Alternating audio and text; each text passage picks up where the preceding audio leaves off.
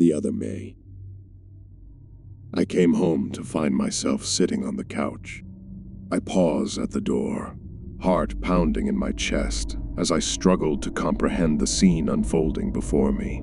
There I was, wearing the same faded blue hoodie and sweatpants I had put on that morning, slouched comfortably against the couch, seemingly engrossed in a book.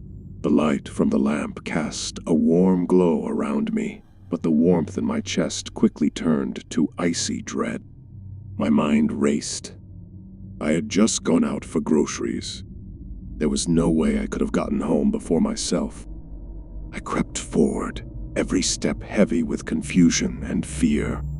I could see my reflection in the glass of the coffee table, my own wide eyes staring back, filled with horror. The other me looked up, and for a brief moment, our eyes locked. I expected to see confusion mirrored in their gaze, but instead, there was a knowing smile, one that sent shivers down my spine. It was a smile that suggested this wasn't just a bizarre trick of the light, or a case of mistaken identity. It was something darker. "Hey," I stammered, my voice barely above a whisper. "Who are you?" The other me simply laughed softly, a sound that was all too familiar yet completely foreign.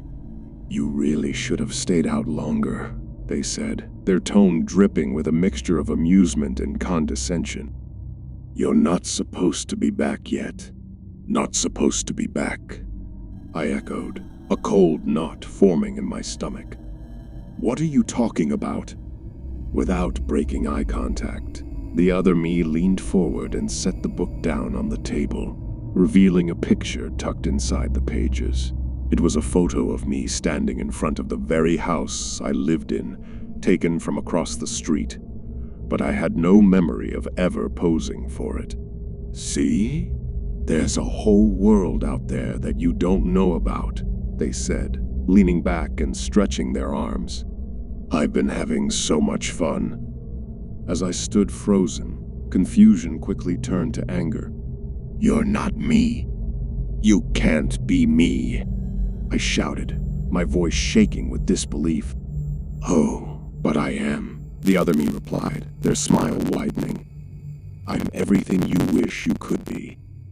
You just need to let go." I stepped back, heart racing, desperately scanning the room for an escape. Everything in my apartment looked the same, but now it felt like a stranger's space, warped by the presence of the other me. The shadows seemed to stretch, closing in, as if the walls themselves were alive, pulsating with the tension in the air. "Let go," they repeated softly, their eyes glinting with a madness that sent chills racing down my spine. "Let me take over. You won't even notice. Just think about it. Wouldn't it be easier?" The weight of their words pressed down on me. For a moment, I could almost see the appeal of surrendering to this dark, alluring version of myself. The other me was confident, carefree, as if they had already tasted freedom while I had been shackled by fear and anxiety. But then I remembered all the things that made me who I was, my dreams, my struggles, my triumphs. I couldn't let this twisted reflection take that away from me. Summoning all my courage, I shouted, "No! I won't let you." In an instant, the other me's expression darkened, fury flashing across their face. "You think you can resist? I am you. You can't escape what you truly are." With that, they lunged at me, and I stumbled back, colliding with the front door. I pushed it open, my instincts screaming at me to get away. I raced down the hallway, the sound of footsteps echoing behind me, each step drawing closer, threatening to swallow me whole. I burst outside into the cool night air, heart racing, breaths coming in ragged gasps. I looked back at the apartment, the light from the window illuminating the figure that was no longer there. I could hardly breathe, the weight of panic pressing down on my chest. I ran until my legs ached, adrenaline pushing me forward.